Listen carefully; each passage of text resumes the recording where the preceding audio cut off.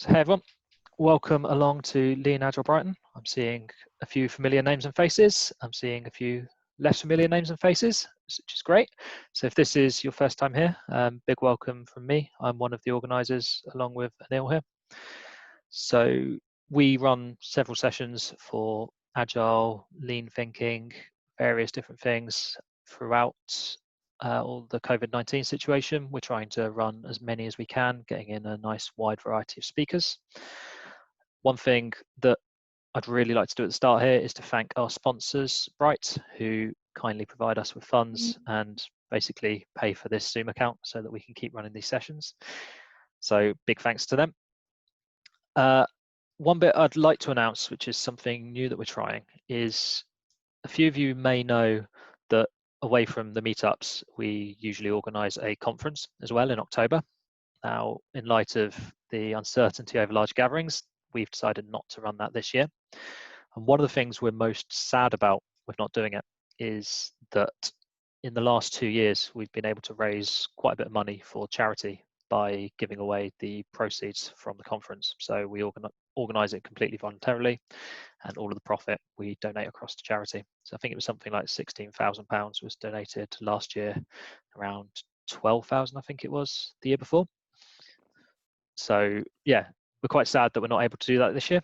But one thing we thought we'd try is setting up a donation page for these meetups. So the meetups will remain completely free. We're never going to charge for those. But if you found a meetup to be valuable and you are able to donate, we'd really appreciate a donation. So I'm going to put the page on a link to the fundraising page on the meetup page after this event. And we decided that we'd like to fundraise for the Stephen Lawrence Charitable Trust at this time. So they're a charity who fights inequality in all of its forms and try to build a better world for the future, particularly focusing on young people from a Black, Asian and minority ethnic background. So we feel the work they're doing is obviously really important right now.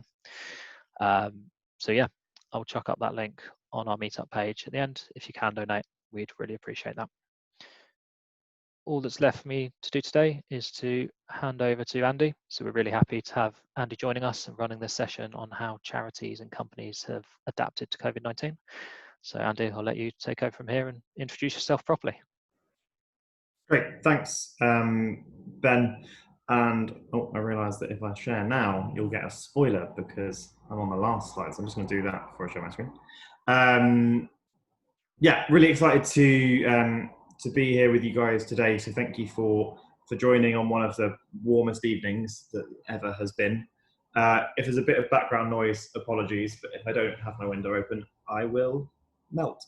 I've been in the fundraising sector for the last 8 years, and I'm really excited to kind of show you guys how the charity sector, in particular within corporate partnerships, are responding to the coronavirus crisis in what we believe to be a particularly agile way.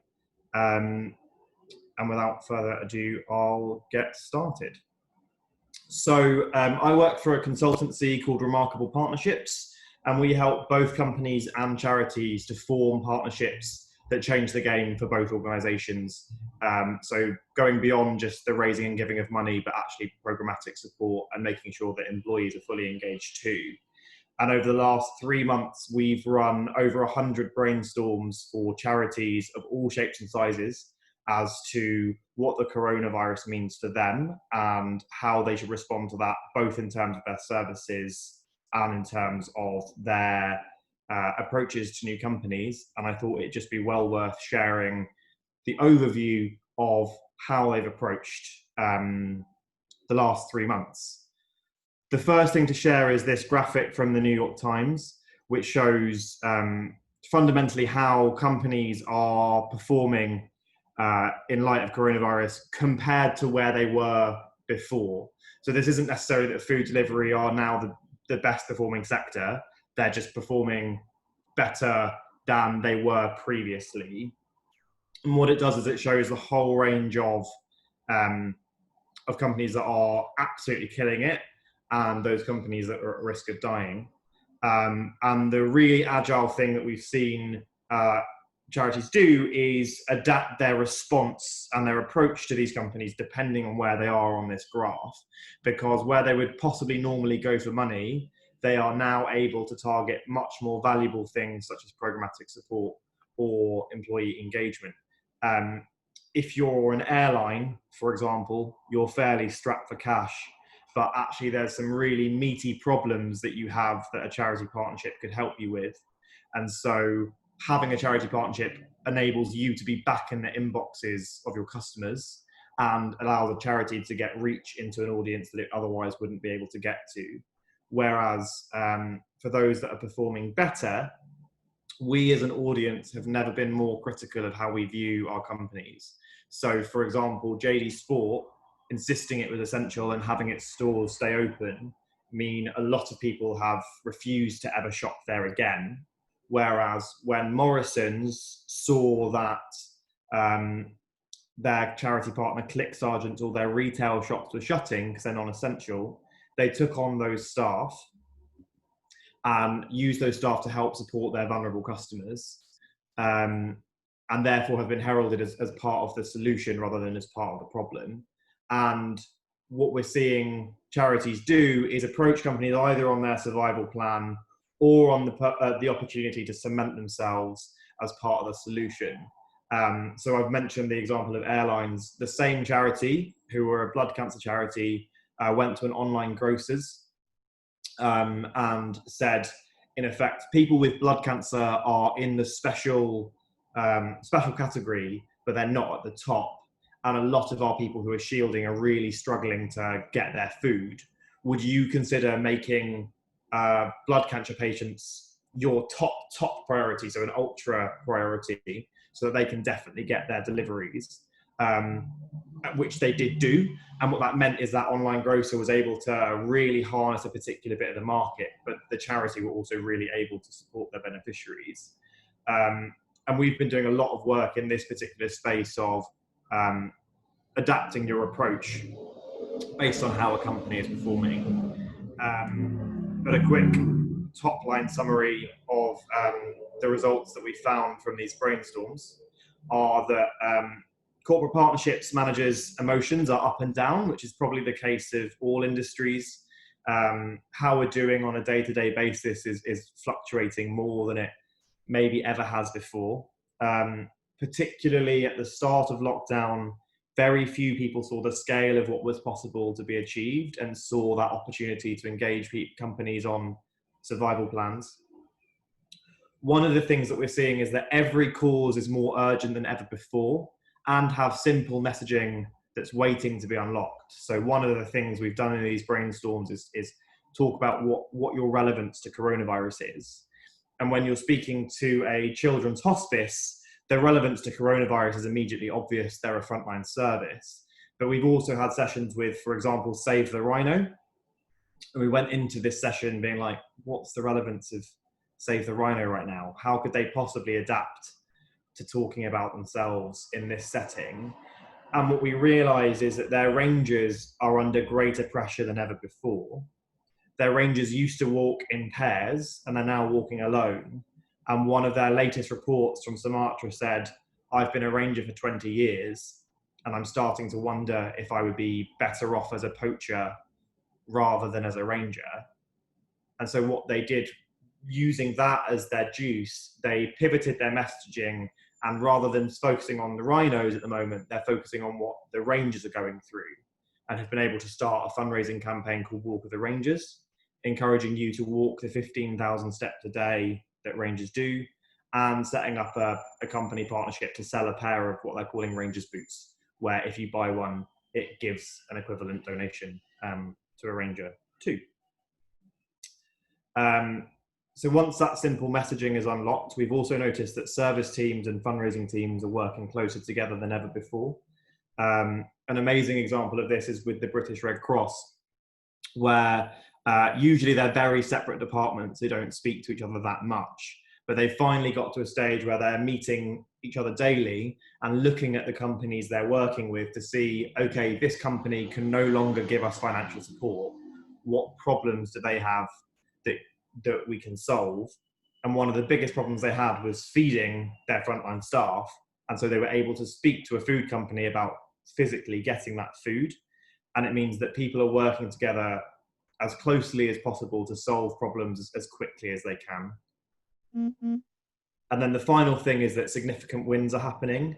You might think that charities wouldn't be able to secure any new funds right now or be able to form any new partnerships, but that's absolutely not the case. The ones that are demonstrating the Agile principles are really kind of smashing it out of the park. And of those 100 odd brainstorms that we've done, these are the results that we know about, and there are likely much more that we haven't heard about yet.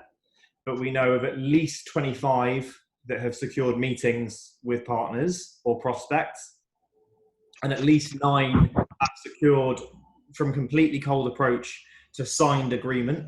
These partnerships would previously have taken about 6 months to 2 years to form. And the fastest we've heard about was over the line in 4 days. 7 have used the approach to go back to a current partner and agreed a completely new approach. And then these 2 statistics are absolutely incredible. One charity had their best week of corporate partnerships in their charity's history. They've been doing corporate partnerships for the last 17 years. But the middle week of April, they were able to leverage what it was that they were doing and adapt to change so much that they had their most successful week. St Mungo's, the homeless charity, had their best ever year end, and 3 different charities changed their emergency campaign messaging to make sure that they were putting those messages out in the right way at the right time. And all 3 of those changed those at very much the last minute. They adapted to those new requirements really late in the day to make sure that they were able to secure the donations and support that they needed. One particular charity had a campaign target of £300,000 from companies, and by changing their messaging has been able to raise over £750,000 because they've been able to go to different places. What that does is give you a whistle-stop tour of the overall sector. But I know that what you're really here for is examples or in-depth case studies of where charities are really making that difference and really demonstrating that Agile approach. And so I'm going to spend the next 5 to 10 minutes of drilling into much more detail on 3 examples. The first is the incredible children's hospices across Scotland, who have 3 hospices across Scotland, as you might have guessed, 1 in Edinburgh, 1 in Glasgow, and 1 in Aberdeen. They've had an idea of going virtual and having an additional virtual hospice in their heads for a long time, and at the start of 2020 finally put it into their 5-year plan, and they were going to do that in 2025 so that they could reach all the other areas of Scotland at that point. But it wasn't essential yet because they had many other things that they wanted to do and a 4th hospice that they were going to bricks and mortar build first. However, they obviously support extremely vulnerable children who are in the most vulnerable category they possibly can be. And so as soon as lockdown happened, all of their day services, all of the support that they offered those children in the day, whether that was medical advice, exercises for strengthening, sibling support, or parental respite, were completely cut off. They were still able to provide their end-of-life care, but the thing they were really known for, providing during the day, was gone. And they knew that they weren't the only children's hospice to have that. In fact, it wasn't just hospices in Scotland that couldn't support their children anymore. It was hospices in England and Wales and Ireland and everywhere. Day services were just completely gone. And at that point, they realized that if they didn't do something, no one would. And so they tore up their 5-year plan and thought, we need to get our virtual hospice out now. And we can't get it perfect. It just needs to go. And so within 2 weeks, they were able to launch their first ever virtual hospice. And it's the first one of its kind. And they prioritized the most urgent services, by surveying a number of their parents and families to see what the bits that were going to really make a difference were. And so the first thing they started with was having access to nurses to get live medical advice and a couple of stretches or exercises that their kids could do. And that was live in 2 weeks. They were planning on waiting until everything was ready, but they knew that they had to get that going as soon as they possibly could. They then resurveyed what else is the most important thing, and they realized that it was sibling support. Siblings are often forgotten about by parents by no happenstance of their own, but just because they have so many focuses on the child with additional needs. And during lockdown, there was no opportunity for those kids to get any care and attention of their own. And they realized that that was really quite an important service. And so they started running a storytelling service for siblings where parents or friends or nurses could go on and read out stories to kids that they could tune into and enjoy and feed back.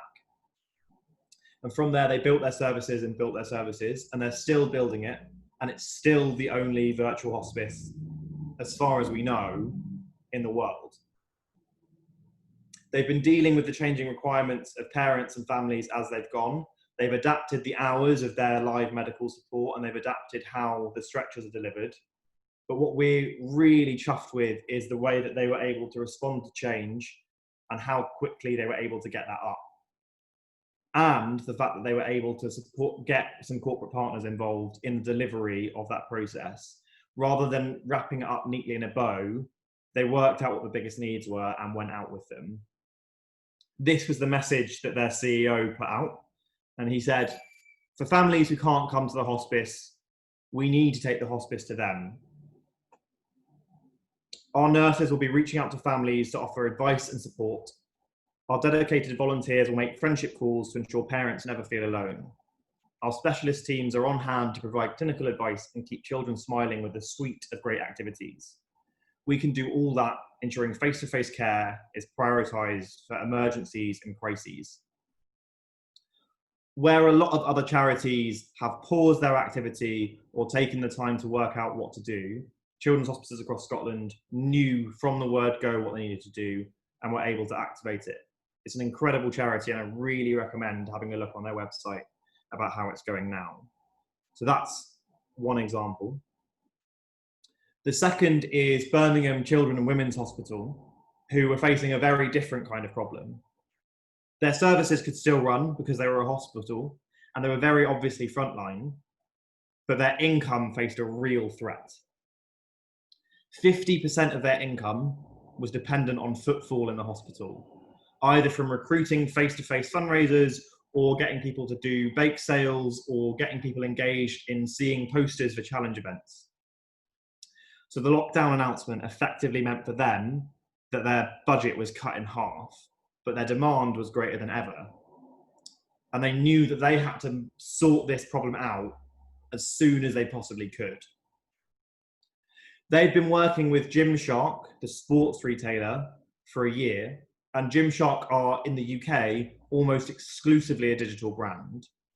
They realised that what they needed was digital expertise, and it was something that they didn't have access to any way other than Gymshark.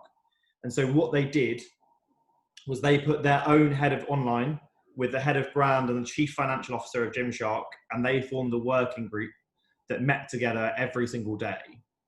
And the amazing thing about this is that when they went for advice, they actually got quite significant support beyond that. And both organisations were responsive to each other's ideas, and they were able to build something incredible. Gymshark were about to put out a marketing campaign around the theme of heroes and realised that they could do so much more meaningfully by doing it for the children's hospital and the nurses. They realised that their nurses were walking on average between 10 and 20,000 steps a day, up from the average 7,000 they were doing. And if they could encourage people to exercise, not only would it help people's immune systems, but it would increase the likelihood that they would buy more sportswear. And so they had daily stand-up meetings between the marketing and services teams. It was the first time that the hospital had really had a partnership of this level. Their previous partnerships raised on average £10,000. And what they did was really work together as one organization. And they decided that for every person who shared a selfie of them exercising with the hashtag NHS Sweaty Selfie, Gymshark would donate £5. They really integrated their messaging. The Birmingham Children's Hospital was big on Twitter, Gymshark was big on Instagram. They used their own channels and they maximised everything they absolutely could. And they were able to raise £180,000 in a single month's campaign. Over 30,000 images were shared, and Birmingham Children's Hospital have been able to recover a lot of the income they've lost, and Gymshark have got in front of a whole new audience. It's this kind of co-working that we see quite often in the sector and is maybe overlooked, but really, really worth looking into. And again, the NHS Sweaty Selfie, you can look up online too. And then finally, the third example is of Raising Futures Kenya, because it's not just the bigger charities or the medium charities that are doing it, but small charities are really doing it too. Raising Futures Kenya have 2 part-time staff in the UK and 4 staff in Kenya. And they are a vocational training centre. So they teach impoverished children to have vocational training skills and set up businesses. Back in March, they were told that the schools were going to be shut in Kenya for a month, and they're still shut. They've been told now that they're not going to open until September. And their response was to remove the hierarchy of teaching structures and ensure that all teachers, all staff, and all students could contribute ideas. The 2 biggest fears that Raising Futures Kenya had were that their students were going to stop learning and that their students weren't going to be able to afford to keep studying between now and September, and therefore would drop out of school. So what they did was they leveraged the funds that would have been used on the feeding programme over the months that the school is shut to make sure that each of the students and their families were able to access food. And they ran a sponsor a smartphone campaign to make sure that their students would have access to WhatsApp. What that means is, obviously it's not the same level of face-to-face teaching, but the students are still able to get information and continue their learning and support each other during this time. The teachers have had counselling training so that they can adapt what it is that they're providing to the students, and the students are now able to keep going and make sure that they're going to come back in September. Shortly after this campaign started, the charity were planning on giving out food packages to make sure that students could access food, but the Kenyan government banned the distribution of food and health advice outside of themselves. And so the team used mobile money payments to ensure that students could access credit and afford food and soap that they could buy for themselves in their own safe procurements. What they're now doing is a weekly review of how the previous week and month has gone and what the next week and month look like to really make sure that they're able to deliver for those students. So those are 3 key examples. And I thought what might be best to do is take any questions and then answer any questions. Take any questions that you have now and then possibly reflect on how each of us have been adapting those processes in the last couple of weeks and months. Ben? Sure. So I'll put it out there. I think everyone's muted at the moment, but if you've got any questions for Andy, now is your chance to ask.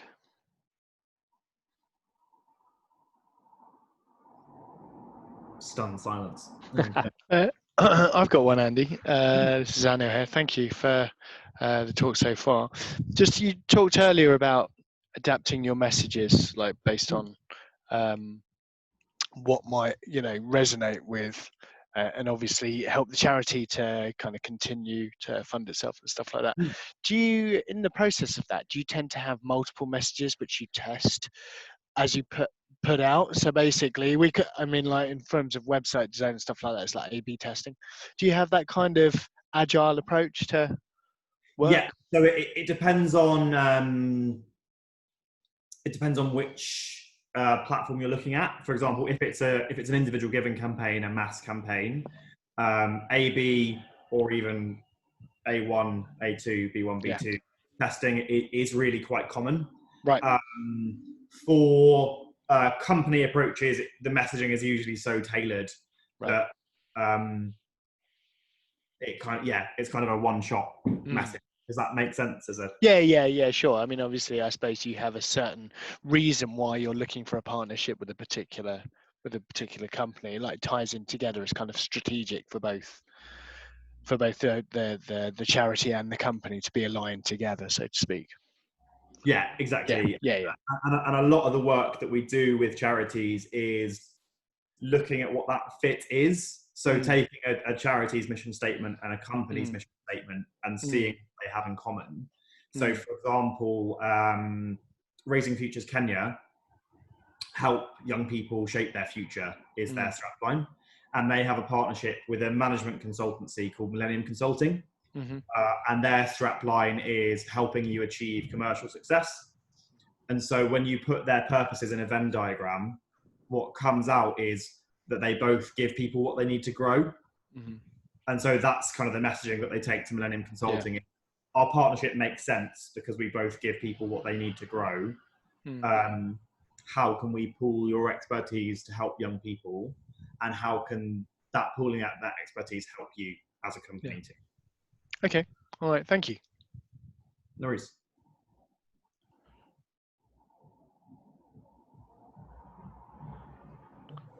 Hi there, it's Andrew Jones. Good evening. It's been quite an interesting time for corporates about whether they should market or not. And I know I've got a daughter who's in a trend agency, and I've got another daughter working for one of the big online stores. And their reluctance to market is because they feel almost it's the last thing they should be doing in this sort of environment. So I must admit, I love the idea of a company heightening its awareness, getting its corporate message across by sponsoring a charity. I guess at the end of the day, it's a darn sight cheaper than online media. Sorry, media expenditure, above and below the line, quite frankly. It's a great way of doing it, I must admit. We might need to talk afterwards. Yeah, sure thing. There's a lot of really interesting statistics. There's a great company called Market Smart who do basically market research, particularly in America. But they surveyed 3,000 consumers, and 91% of them during the coronavirus crisis said that they were more likely to purchase something they considered a luxury if it was going to support a cause at the same time. And so that ability to offer that is huge. Because I think a lot of people, it's not just companies tightening their belts, it's individuals too, right? Well, you'd be surprised. You'd be surprised. The luxury brands have continued to sell at their best because people are bored at home and carry on buying. It's the luxury end of the market. Okay, thank you very much indeed. Cheers. No worries. I've got a question, Andy. So we've been hearing, obviously it's great to hear about those charity success stories, the ones who really have adapted to the change and seen improvement.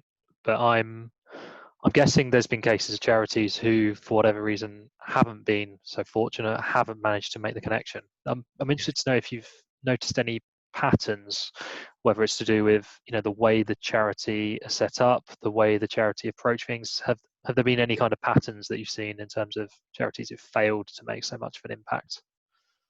That's a really interesting question. Have I seen any patterns?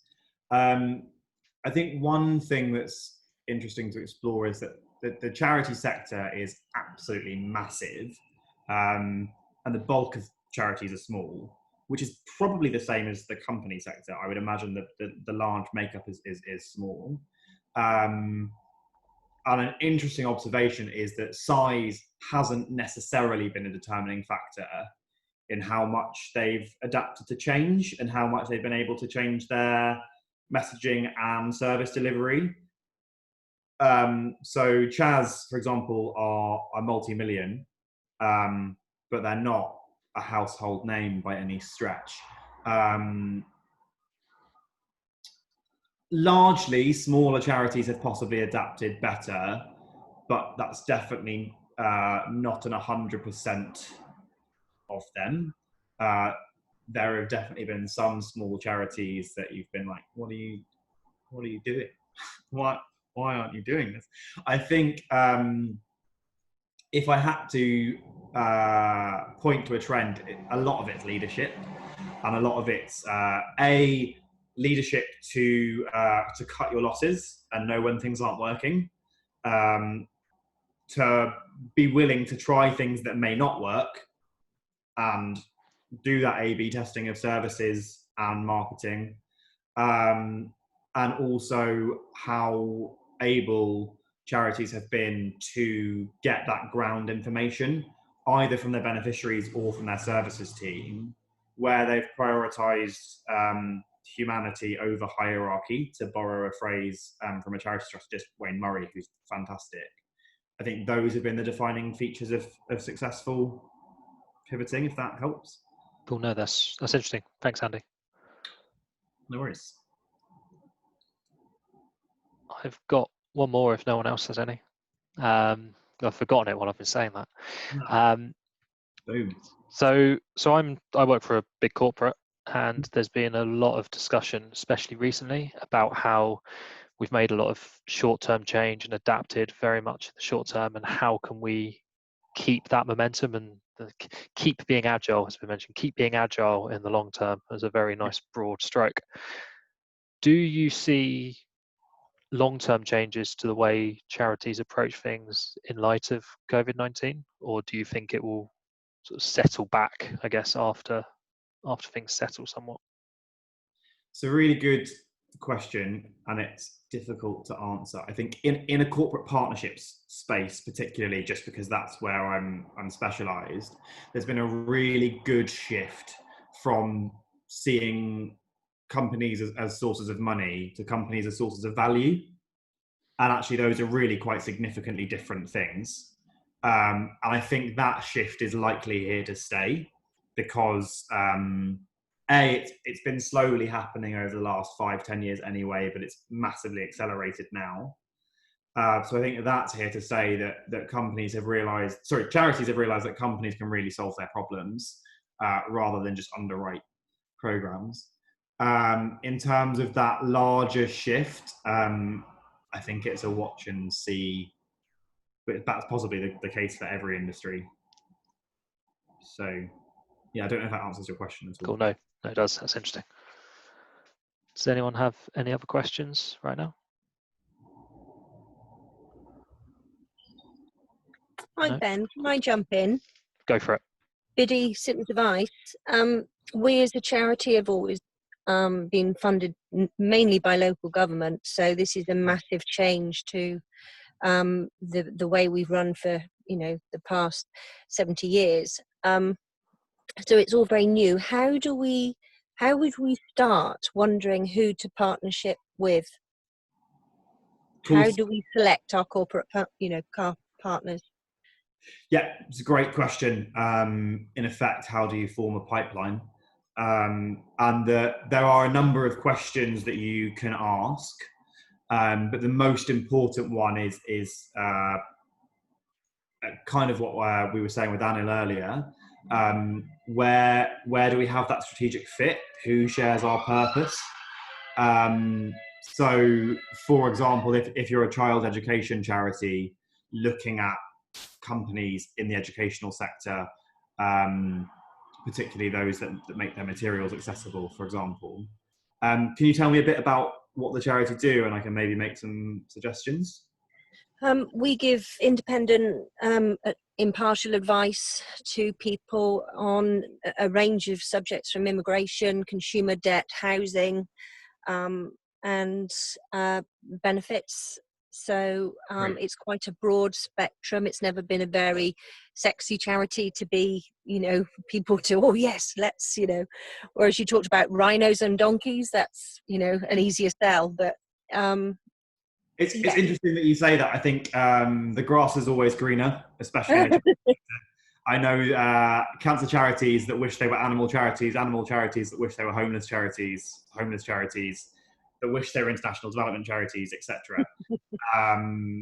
And we've done some work at Remarkable Partnerships with advice-giving charities, I guess is the category that you're possibly in. Yeah. And I think in the politest way, the challenge that I would give to you is rather than selling your what of the services that you offer, to try and sell the difference that it makes to an individual. Okay. So rather than saying, we give immigration advice, housing advice, tell me Emma's story and the struggle we went through and the difference that you made for her. And that's the difference between like a local government contract and speaking to me as a human, I guess. Though companies are made up of humans, as is the local government. And think about who cares about the issues that you care about and the services that you run. So solicitors leap to mind, estate agents leap to mind. Look at where you have contacts and do that overlap of literally putting your two mission statements in a Venn diagram and interrogating what comes out the middle. Does that make sense? Okay. Yep. No, it does. It does. Thank you very much. No worries.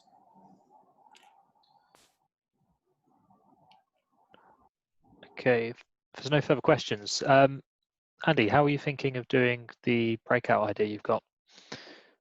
Yes. So what are you looking for, I suppose? I had put significant thought into that, as you can tell. I think one of the things that I was conscious of is that we're pulling examples from a different sector that maybe don't fit the Agile model as explicitly as possible. And so what I was going to ask you guys to do was possibly share something that you've seen in the last 3 months that you think is particularly agile, either from your own experience or that you've heard about through a friend, just so that we can benefit each other in that way too. And I'd love to hear more about it as well, if that's okay, Ben. Cool. Should we stay as one group maybe then? We've probably got I think enough to stick as one group. Cool. So has anyone got anything they'd like to share? Does it specifically need to be about the charity sector or charities, or is it just something? Just something. So I didn't experience this myself, but I was on a meetup where a guy from Germany was talking about how systems thinking had played into the kind of COVID, pandemic basically. And one of the things that I thought was quite a clever idea was that when they just, in Germany, I believe there was a supermarket chain, or maybe it was just one supermarket that they obviously needed to control how many people were entering the shop now and like social distance and everything else basically. And there's obviously the huge queues that we had outside. They reacted to how to kind of enforce this by limiting the number of shopping trolleys that they had for people to take into the store, so that basically there was no way that someone could go in and like spend a lot of time in the shop or anything like that, because basically they couldn't physically carry stuff. And like they reduced the number of shopping trolleys in order to reduce the footfall inside the shop. And I just thought that was quite a clever idea into, how to kind of throttle the rate of people coming in order to stop the spread of the disease, really.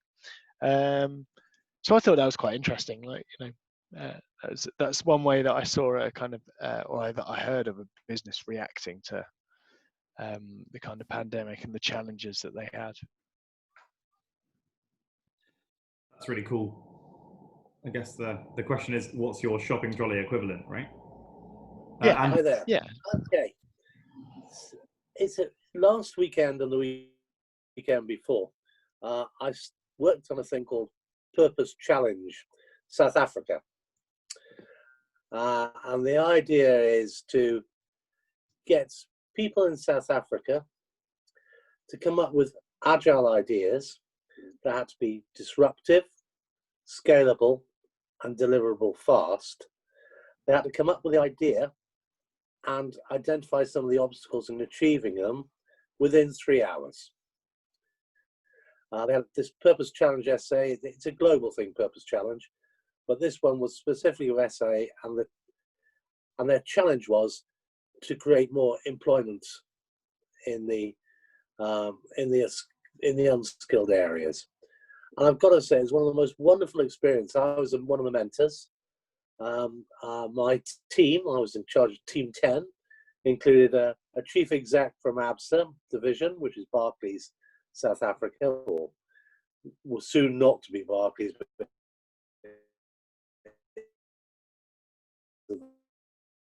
moment. I had a school kid, and I had a DevOps specialist. And what was lovely was their ability to actually listen to each other. And as you know, I'm the founder of the Agile Listening Project, so that was interesting to me. But the fact was, you had people from different levels, and because they were all from different levels, they were able to contribute very differently. In the end, they chose the idea that the school kid came up with, which sounded a bit Looney Tunes to start off with. But in the end, it was about building a mega city that needed to be serviced with agriculture and food locally, needed to be built and would use unskilled labor for building, would use all the latest technologies for power and everything like that. Now, this weekend, we start again, and we have to pick up one idea from that and really work that one and see we go forward. And it's a great way of doing things. So that's Purpose Challenge. If you see them, if there's a Purpose Challenge UK, can I suggest you go onto it? It's a great agile way of thinking up solutions for issues within countries. All right.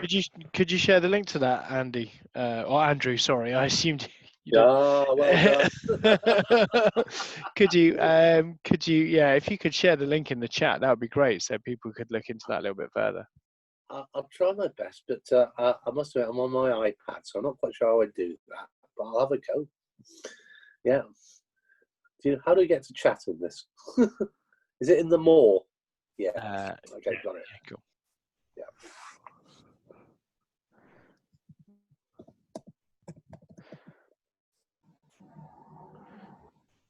Ben, we've had a comment about audio. Oh, You know anything about how we deal with that? It seemed okay for me. Has anyone else had any issues with audio? I think Andrew cut out briefly, but only for a second or two. Great. So we'll keep an eye on it. Please do put a message in if you have any further troubles with audio, and we can see what we can do about it. I've got an example, which is it's a not very company example, but more of an example of sort of people in action and adapting and trying to change things. So I've got a little boy who had his birthday recently, his first birthday, and there's a group of local mums who had been meeting up very regularly and spending time with each other, and they were obviously starting to plan, should we have, it was all sort of mums where they were all having that first birthday around the same time, and they'd been making plans to get together and have a big birthday party for the kids and celebrate together, which obviously straight away, as soon as COVID-19 struck, that was off the plate.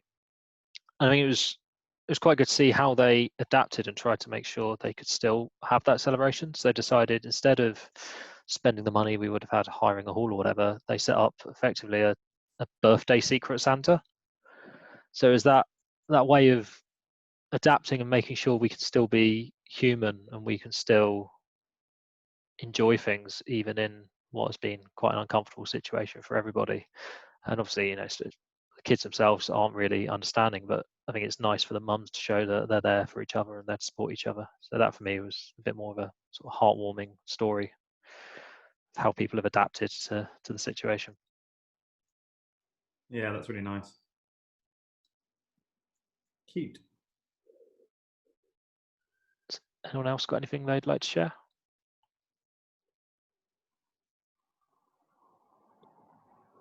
Hi, Ben.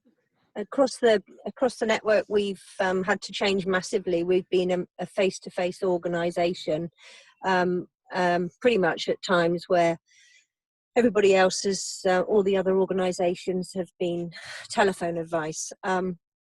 So we have been there for people doing quite a lot of face-to-face, but obviously when lockdown happened, we couldn't do that. So we switched to telephone. And what we've been able to achieve over the telephone has been, quite impressive, from helping people fill in their PIP claims to helping them make claims online, using various technologies, video chat through Google Meet and various things. And it has opened our eyes to the point that when we return to, the future, it will be probably that we will move to a triage service rather than what we had before, which was a drop-in service, which takes a lot of time to process bodies and people into an area and find and move them forward.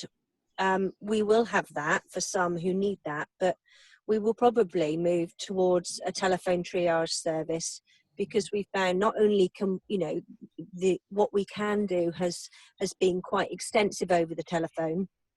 The listening skills of the advisors have improved over that time.